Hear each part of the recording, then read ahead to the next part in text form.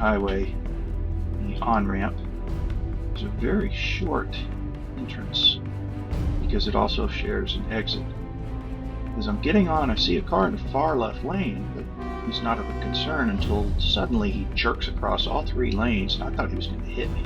Sideswiped this motorhome, so obviously his air horns need to have an update.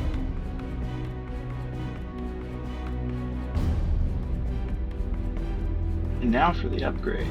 What I did is I installed a larger accumulator tank to hold additional air needed for the horns, using the blue DOT approved hose and fittings with a shutoff valve on the tank incoming, as well as another quick connect chuck with additional air if I need it outside of the coach.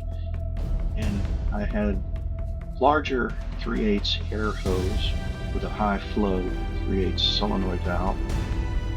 Routed that down into a manifold with 4-way T, where each of the 3 air horns are connected to that, and it helped quite a bit.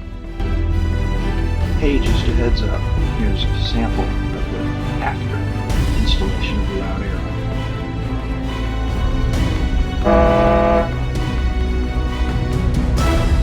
Want to thank you for taking time to watch, and if you would, like and subscribe so you can see future content on what we do with our motorhome.